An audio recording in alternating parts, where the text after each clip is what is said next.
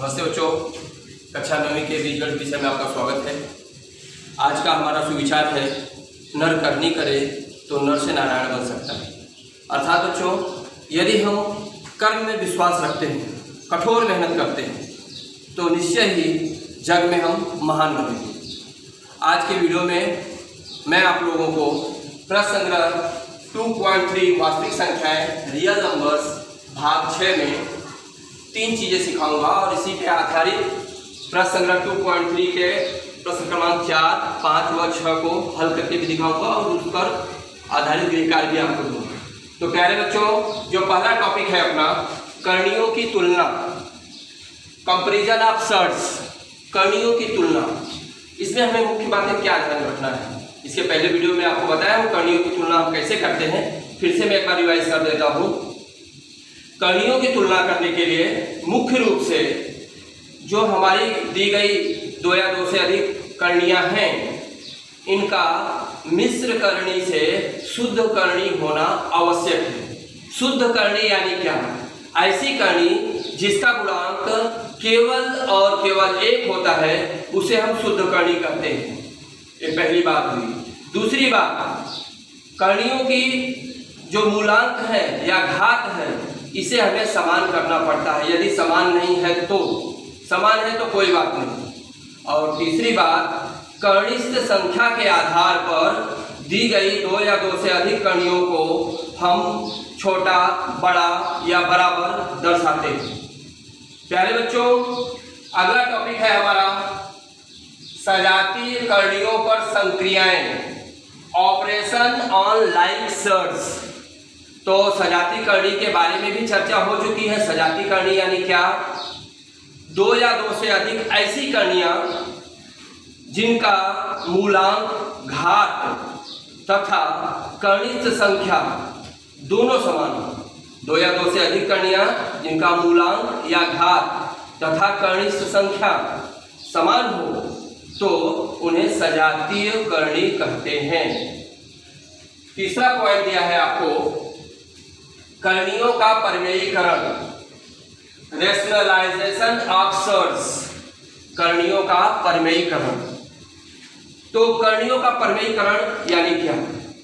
यदि किसी करणी युक्त संख्या में किसी अन्य करणी युक्त संख्या से जब हम गुणा करते हैं और हमारा प्राप्त गुणनफल परिमेय संख्या हो, तब हम कहते हैं कि दी गई करणी युक्त संख्या का परमेयीकरण गुणांक जो दूसरी करणी युक्त संख्या से हम किए हैं, उसे परमेयीकरण गुणांक कहते हैं। दूसरे शब्दों में आप कह सकते हो कि दी गई दोनों करणियां एक दूसरे का परमेयीकरण गुणांक कहलाती हैं, जिसे आप कहते हैं इंग्लिश में रेशनलाइजिंग फैक्टर। प्यारे बच्चों, इससे संबंधित कुछ हम उदाहरण देखते हैं कि परमेयीकरण गुणांक क्या है। तो यहाँ पहला सवाल दिया आपको, करणी में 18 तथा करणी में 2। करणी में 18 तथा करणी में 2 का जब हम गुणा करेंगे तो हमें मिलेगा करणी में 36। और पिछली कक्षा में आप 8वीं में वर्गमूल, घनमूल अच्छी तरह से आप सीखे हैं। तो करणी में 36 का वर्गमूल 6 होता है और यह 6 जो है परिमेय संख्या है। इसलिए करणी में 18 का परमेयीकरण गुणांक करणी में 2 है, साथ ही साथ करणी में 2 का परमेयीकरण गुणांक करणी में 18 है। अगले दूसरा उदाहरण है, इसमें मुख्य बात उसमें ध्यान देना है कि दी गई किसी करणी के 1 से अधिक परमेयीकरण गुणांक हो सकते हैं, होते हैं, हो सकते नहीं, होते ही हैं। पहला आप देख रहे हैं कि करणी में 2, करणी में 2 के परमेयीकरण गुणांक करणी में 2, करणी में 2 और करणी में 2 गुणा करें तो करणी में 4 मिलेगा। और करणी में 4 का वर्गमूल कितना होता है? 2 होता है और 2 परिमेय संख्या है, इसलिए करणी में 2 का परमेयीकरण गुणांक करणी में 2 भी है। इसी प्रकार से करणी में 2 का परमेयीकरण गुणांक करणी में 50 है। करणी में 2 और करणी में 50 का गुणा करें तो हमें मिलेगा करणी में 100। और करणी में 100 का वर्गमूल कितना होता है बच्चों? करणी में 100 का वर्गमूल होता है 10 और यह 10 जो है परिमेय संख्या है। इसलिए करनी में 2 और करनी में 50 एक दूसरे के परमेयीकरण गुणांक हैं। इसी प्रकार से आप देखेंगे 2 करनी में 2 और करनी में 8 का गुणा करेंगे, करनी में 16 आएगा, करनी में 2 और करनी में 32 का गुणा करेंगे, करनी में 64 आएगा, करनी में 2 और करनी में 72 गुणा करेंगे 144 आएगा। ये सभी संख्याएं जो आपको प्राप्त हो रही हैं इनका आसानी से वर्गमूल ज्ञात किया जा सकता है। तो इसलिए ये संख्याएं करनी में 2 का परमेयीकरण गुणांक हैं। अगला एक और उदाहरण, इसमें करनी में 5 के परमेयीकरण गुणांक क्या है? करनी में 5 करनी में 5 गुणा करेंगे मिलेगा करनी में 25 और 25 का वर्गमूल होता है 5 है परिमेय संख्या, इसलिए करनी में 5 का परमेयीकरण गुणांक करनी में 5 है। उसी प्रकार से करनी में 5 का करनी में 20 का गुणा करेंगे तो हमें मिलेगा करनी में 100, करनी में 100 का वर्गमूल 10 और 10 जो है परिमेय संख्या है, इसलिए करनी में 5 का परमेयीकरण गुणांक करनी में 20 है। उसी प्रकार से 5 और 45 का करनी में 5 और करनी में 45 का गुणा करेंगे तो हमें 225 मिलेगा, करनी में 225 और करनी में 225 का वर्गमूल होता है 15 भी परिमेय संख्या है, इसलिए करनी में 5 तथा करनी में 45 एक दूसरे के परमेयीकरण गुणांक हैं। इसी प्रकार से हम करनी में 125 और करनी में 40 के बारे में भी विचार कर सकते हैं। अब प्यारे बच्चों, ये जो जानकारी मैंने आपको सिखाया इसी के आधार पर आपके प्रश्न संग्रह 2.3 के क्वेश्चन नंबर 4, 5 और 6 के कुछ प्रश्नों को मैं आपको हल करके दिखाऊंगा। शेष प्रश्न आपको मैं गृह कार्य में दूंगा। तो यहाँ पर दिया है क्वेश्चन नंबर 4, निम्नलिखित करणियों को सरल अथवा संक्षिप्त करो। सरल या संक्षिप्त करने का मतलब आपको दिया है कि यह जो शुद्ध करनी है, ये शुद्ध करनी क्यों, इसके पहले मैं चर्चा किया था। यहाँ पर गुणांक 1 छिपा हुआ है, यहाँ पर गुणांक 1 छिपा है, यहाँ भी गुणांक 1 छिपा है, यहाँ भी गुणांक 1 छिपा है। उसी प्रकार से करनी में 118 का भी गुणांक 1 है। ये सभी करणियाँ शुद्ध करनी है। इसे संक्षिप्त रूप देंगे तो मिश्र करनी में बदल जाएंगे। अब देखिए हल आपका है, यहाँ पे पहला सवाल है करनी में 27। बच्चों करनी में 27 इसका अभाज्य गुणनखंड देखेंगे तो बहुत आसान है। ठीक है, चलिए आप विचार करिए 27 कौन सी ऐसी संख्या है जिसके पहाड़े में 27 आता है? आप कहोगे 27 1 का 27, ये तो कोई बात नहीं हुई क्योंकि वह मूल वैसे का वैसे ही रह गया। अब सोचो 9 त्रिक 27, वेरी गुड, 9 त्रिक 27। अब विचार करो 9 त्रिक 27 है, 9 किसी के पहाड़े में आता है? हाँ, 3 त्रिक का 9, बाकी 3 तो स्वयं के ही पहाड़े में आता है। तो इस प्रकार से हम देखेंगे 2 की जोड़ी बना लिए, क्योंकि यहाँ कोटि 2 है इसलिए 2 की जोड़ी बना के चलेंगे। कोटि 3 होती 3 संख्या लेते, कोटि 4 होती, कोटि यानी यहाँ घात या मूलांक, यहाँ पर घात या मूलांक 2 है इसलिए 2 समान संख्याओं की जोड़ी बनाए हैं। तो यहाँ 3 करनी के बाहर आ गया और करनी के अंदर रहा 3। तो इस प्रकार से यहाँ पर मूलांक या घात 2 छिपा होता है, तो इसका ये संक्षिप्त रूप हुआ। आप उत्तर लिख सकते हैं करनी में 27 बराबर 3 करनी में 3। बहुत आसान है। उसी प्रकार से आप ले सकते हैं दूसरा सवाल है आपका करनी में 50 और 50 को बच्चों आप क्या लिख सकते हो? सोचो, कोई कहेगा 10 पचे 50 सही है, कोई कहेगा 25 दूनी 50 वो भी सही है। तो आप जो भी ले लीजिए 10 पचे 50 यानी 10 गुणे 50। अब 10 किसके पहाड़े में आता है? 2 के पहाड़े में आता है, 5 के भी पहाड़े में आता है। 2 पचे 10 गुणे 5। अब ये 2 और 5 किसी संख्या के पहाड़े में नहीं आते, ये हो गए अभाज्य गुणनखंड। अब हमें समान जोड़ी खोजनी होगी, 2 समान जोड़ी, यानी 5 और 5 समान संख्या, इनकी एक जोड़ी तैयार हो गई। अब इसका वर्गमूल यानी इस जोड़ी में से एक संख्या बाहर आएगी और वो संख्या है 5। करनी में क्या आया आपको? 2। 5 करनी में 2, यानी उत्तर आप क्या लिखोगे? करनी में 50 बराबर 5 करनी में 2। प्यारे बच्चों, इसी प्रकार से आप एक और सवाल बता देता हूँ, बाकी 2 सवाल आपको घर काम में दूंगा। तीसरा सवाल है करनी में 250। अब इस पर भी हमको विचार करना है, तो आप विचार करोगे तो 25 दाह में 250 होता है। जो भी आप गुणे के रूप में 2 संख्या प्राप्त कर सकते हो, तो 25 दाह में 250। अब विचार करिए क्या 25 किसी के पहाड़े में आता है क्या? हाँ, 5 पचे 25 और 10 किसके पहाड़े में आता है? 5 गुना 10, वेरी गुड। अब आप देखेंगे हमें जोड़ी तैयार करनी है। कितने की जोड़ी तैयार करनी है? देखिए समान संख्या तो 3 दिख रही है, 5 5 5, लेकिन जोड़ी कितनी बनानी है? 2 संख्याएं लेकर। तो और 5 और 5 को लिए इसकी जोड़ी बनी, जिसमें से संख्या एक बाहर आई 5 और करनी के अंदर क्या बचा? 5 गुणे 2 यानी 10। यही आपका उत्तर हुआ बच्चों। तो आपने लिखोगे करनी में 250 बराबर 5 करनी में 10। तो मैंने आपको जो चौथा क्वेश्चन सिखाया, इसमें 3 प्रश्न मैंने आपको हल करके दिखाए हैं। इसके चौथे और 5वें प्रश्न प्यारे बच्चों आपको गृह कार्य में है, जो कि आपको शुक्रवार तक व्हाट्सएप करना है। अगला आपका प्रश्न है, निम्नलिखित करणियों का क्रम संबंध निर्धारित करो। प्यारे बच्चों, करणियों का क्रम संबंध यानी क्या?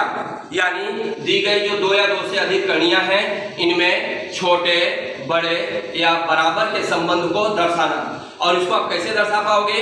इसके लिए आपको जो दी गई करणियां हैं उनको मिश्र करणी से शुद्ध करणी में लिखना पड़ेगा, और करणियों का मूलांक तथा घात समान करके कनिष्ठ संख्या के आधार पर इनमें आप छोटे, बड़े या बराबर का संबंध दर्शा सकते हैं। तो प्यारे बच्चों, सवाल को हल करके हम इसको समझते हैं। प्रश्न 5वें का पहला सवाल है आपका,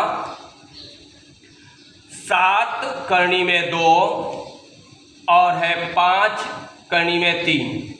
अब जैसा कि मैंने आपको बताया था बच्चों कि सबसे पहले मिश्र करणी को शुद्ध करणी के रूप में लिखना पड़ेगा। तो आप लिखोगे 7 करनी में 2 बराबर, अब इसको मैं 7 को भी मुझे करणी के अंदर ले जाना है। यहाँ पर मूलांक या घात कितना है? 2 है, यानी 7 जब करणी के अंदर जाएगा तो इसे गुणे के रूप में हमें 2 बार लिखना पड़ेगा, 7 गुणे 7, और पहले से करणी में 2 है ही, यानी ये क्या हुआ? 7 सते 49 और दूनी 98। प्यारे बच्चों, करणी में आपको मिला 98। और यहाँ मूलांक या घात अब पहले से समान है। देखिए यहाँ भी 2 छिपा हुआ है, यहाँ भी 2 छिपा हुआ है, तो मूलांक या घात को समान करने की आवश्यकता नहीं है। केवल यह जो दी गई मिश्र करणी है इसे हम शुद्ध करणी में लिखेंगे और उसके बाद तुलना करेंगे।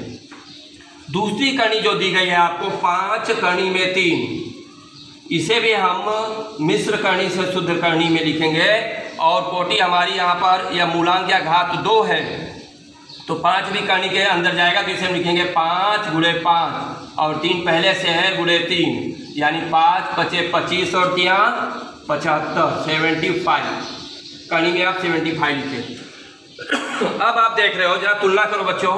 यहाँ निरीक्षण के द्वारा आपको पता चलेगा कि 98 बड़ा है या 75, तो सीधी सी बात आपको पता चलेगा कि 98 इज ग्रेटर देन 75। इसलिए क्या होगा? इसलिए आप लिख सकते हो कि करणी में जो 98 है वह बड़ा है करणी में 75 से। प्यारे बच्चों समझे? अब ये करणी में 98 किसकी जगह पर आया है, जरा मुझे बताओ? 7 करणी में 2 की जगह पर। तो आप लिख सकते हो अपने उत्तर में सीधे सीधे, इसलिए 7 करणी में 2 यह बड़ा है किससे? देखिए करणी में 75 किसके स्थान पे आया है, जरा आप ध्यान से देखना। यहाँ करणी में 75 किसके स्थान पे आया है? 5 करणी में 2 के स्थान पे आया है, सॉरी 5 करणी में 3। तो यहाँ आप लिखे 5 करणी में 3। तो बच्चों एक सवाल मैंने आपको हल करके बताया। इसी प्रकार से सभी प्रश्न, कोई दिक्कत नहीं इसमें। मुझे लगता है कि सभी जितने इसमें प्रश्न दिया बहुत ही आसान है, फिर भी आपकी जानकारी के लिए मैं एक सवाल और दूसरा वाला भी हल कर देता हूँ, बाकी सवाल आप खुद से हल करेंगे।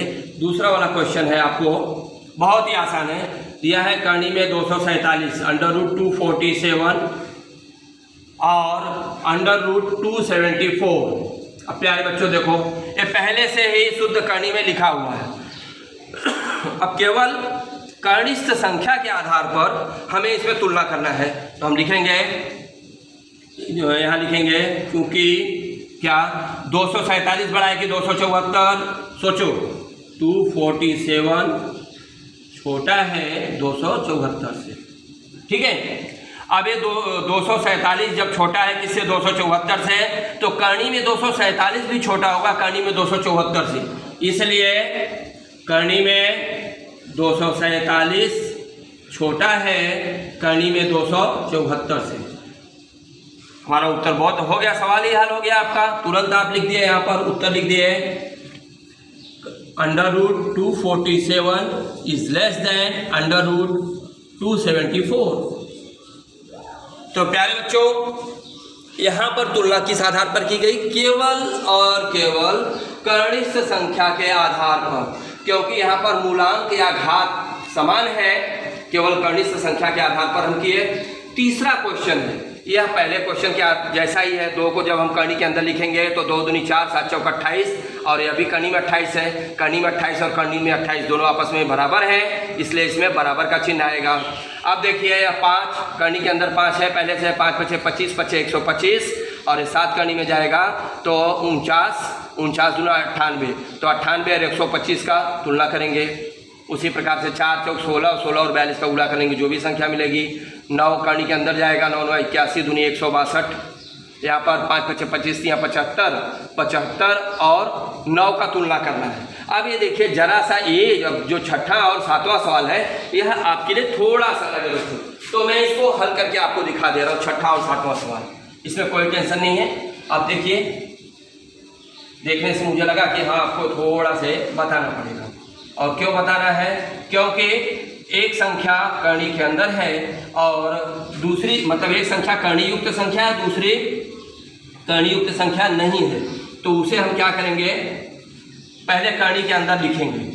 दोनों को कणी के अंदर लिखने के बाद दोनों संख्या जब कनिष्ठ संख्या रहेगी तो ही हम उसमें तुलना कर सकते हैं। तो प्यारे बच्चों ध्यान दो, यहाँ पर आपका क्वेश्चन है छठा क्वेश्चन। छठा क्वेश्चन, ये वाला छठा क्वेश्चन मैं आपको हल करके दिखा रहा हूँ। छठा क्वेश्चन है 5 कणी में 3, 9। तो अब इसको आप पहले कणी के रूप में कैसे लिखेंगे? 5 कणी में 3 बराबर 5 को आप कणी के अंदर ले गए, यानी 25 × 3 कितना हुआ? 75, 75, कणी में 75। यह 9 है बच्चों। अगर मैं इसे कणी के रूप में लिखना चाहूँ तो मैं इस तरह से लिख सकता हूँ, इसका मूलांक या घात 2 लेकर के। यह कणी के अंदर जाएगा, 2 बार रहेगा, यानी कितना होगा? कणी में 81 होगा। आप सीधी सी बात समझते हैं, कणी में 81 का वर्गमूल 9 होता है। तो गणित में हम हर ऐसा परिवर्तन कर सकते हैं जिससे कि मूल मान में कोई परिवर्तन ना हो। अब आप तुलना करिए, यहाँ पर कनिष्ठ संख्या है 75 और यहाँ पर कनिष्ठ संख्या 81, कौन बड़ा है? यहाँ लिखेंगे, चूँकि 75 इज लेस देन 81, इसलिए कणी में 75 यह छोटा होगा कणी में 81 से। इसलिए अब आप यहाँ लिख सकते हैं, भाई कणी में 75 किसके स्थान पे आया? 5 कणी में 3 के स्थान पे आया। 5 कणी में 3 ये छोटा है, और कणी में 81 किसके स्थान पे आया? 9 के स्थान पे। 9 के स्थान पे लिखे, अब अंत में उत्तर लिख दिए। ये उत्तर में भी आपके आएगा 5 कणी में 3 छोटा है 9 से। तो इसी प्रकार से आप 7 को भी देख सकते हैं। 7 को कणी के अंदर ले जाएंगे, कितना हो जाएगा? 49 हो, कणी में 49, और इसको कणी के अंदर ले जाएंगे तो 4 × 5 = 20, कणी में 20 बड़ा है कि कणी में 49 बड़ा है, तय करिए। तो इस प्रकार से मैंने आपको 5वें प्रश्न को हल करके बताया। इसका पहला प्रश्न, दूसरा प्रश्न मैंने हल करके बताया, यह तीसरा, चौथा, 5वां, छठा मैंने किया है, और 7वां ये आपको गृह कार्य में है। प्यारे बच्चों ध्यानपूर्वक ये वीडियो देखो और अच्छे से करके मुझे आप व्हाट्सएप करोगे। इसी कड़ी में एक सवाल आपको है छठा, निम्नलिखित कणियों को सरल करो। सरल करने का मतलब क्या है? यहाँ पर इस वीडियो में मैं आपको कणियों का केवल जोड़ और घटाना सिखा रहा हूँ, जबकि सरल करने में कणियों का जोड़, घटाना, गुणा, भाग ये चारों संक्रियाएं आ जाती हैं। लेकिन फिलहाल आपको आसानी और सुविधा रहे इसलिए मैं 2 चीज़ आपको सिखा रहा हूँ, कणियों का जोड़ और घटाना। कणियों का जोड़ घटाना साधारण जोड़ घटाना हम जैसे करते हैं वैसे ही होता है। कणियों का जोड़ घटाना, गुणा, भाग जब हम करते हैं तो हमारा जो उत्तर प्राप्त होगा वो परिमेय संख्या हो सकता है और नहीं भी हो सकता है। ऐसा आप इसको हल करके देख सकते हैं। तो पहले हम जोड़ घटाना देख रहे हैं। यहाँ हल है आपका पहला सवाल, बहुत ही आसान है। कणियों के जोड़ घटाने के लिए आपको क्या चाहिए बच्चों? उनको कणियों का सजाती होना आवश्यक है। क्या होना आवश्यक है? सजाती। और सजाती कणी किसे कहते हैं? मैं इसके पहले वीडियो में और अभी भी समझाया आपको। सजाती कणी वह होती है जिसका मूलांक या घात और कनिष्ठ संख्या समान हो। मूलांक या घात तथा कनिष्ठ संख्या समान हो, उसे हम क्या कहते हैं? सजाती कणी। तो हम सजाती कणियों को ही जोड़ या घटा सकते हैं। अगर दी गई कणियां सजाती नहीं हैं तो उनको आप जोड़ या घटा नहीं सकते हैं। तो यहाँ देखिए पहला दिया है 5 कणी में 3 धन 8 कणी में 3। प्यारे बच्चों, जैसा कि मैंने आपको बताया, यहाँ पर मूलांक या घात 2 है और कनिष्ठ संख्या 3 है। यहाँ भी मूलांक या घात 2 है, कनिष्ठ संख्या 3 है। गुणांक से हमें कुछ भी लेना देना नहीं है, गुणांक कुछ भी रहे चलेगा। अब आप देखिए, कर्णी में 3 यहाँ भी है और कर्णी में 3 यहाँ भी है। तो यदि मैं इसको कॉमन ले लूँ कर्णी में 3 को, तो क्या बचेगा? यहाँ पे 5 बचेगा और यहाँ पे 8 बचेगा। अब इसे आगे हल करेंगे तो 5 और 8 कितना होता है बच्चों? 13। 13 कर्णी में 3। उत्तर आपने लिख दिया, 13 कर्णी में 3। उत्तर लिखना ना भूलें, क्योंकि परीक्षा में इस पे अंक होते हैं आपको। दूसरा सवाल है, या पहला आपका हो गया, दूसरा सवाल आपको करके दिखा दे रहा हूँ। दूसरा भी, पहला और दूसरा तीसरा लगभग एक ही जैसे रहेंगे, बहुत कठिन तो नहीं है, लेकिन चलिए मैं आपको कर देता हूँ। तीसरा वाला आपके लिए करता हूँ, दूसरा वाला आप खुद से कर लेंगे। तीसरा सवाल है, आपको दिया है 7 कर्णी में 48 ऋण कर्णी में 27 ऋण कर्णी में 3। प्यारे बच्चों, एक मैं आपको छोटी सी टेक्निक बता दे रहा हूँ, इसके लिए आपको बहुत आसान रहेगा। देखिए, कर्णी में 48 है, इसका अभाज्य गुणनखंड आप ज्ञात करके तो इसे हल ही कर सकते हैं, लेकिन और आसान तरीका, इसमें सबसे छोटी कनिष्ठ संख्या कौन है? 3।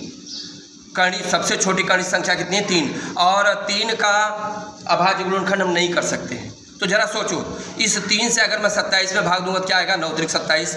इसी 3 से मैं 48 में भाग दूंगा तो क्या मिलेगा? 16 3 48। यानी आपको आसानी से वर्गमूल वाली संख्याएं प्राप्त हो सकती हैं। देखिए जरा, 7 कर्णी में 48 है तो क्या हो गया? 16 3 48 हुआ कि नहीं? यहाँ पे कर्णी में 27 है तो 3 9 27 होता है। इसी 3 को भी ध्यान में रखो आप, तो 3 गुणे 9 लिखे माइनस कर्णी में 3। आगे चलते हैं, 7 गुणे इस 16 का वर्गमूल कितना आता है? 4। कर्णी में कितना आया? 3 माइनस इस 9 का वर्गमूल कितना आता है बच्चों? 3 कर्णी में 3 माइनस कर्णी में 3।